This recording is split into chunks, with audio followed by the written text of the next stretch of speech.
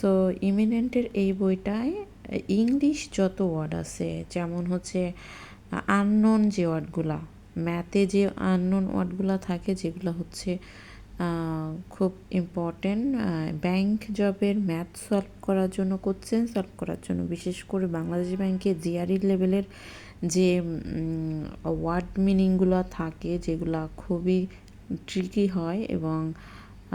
এগুলা আসলে প্রতিদিন সলভ করার ট্রাই করব।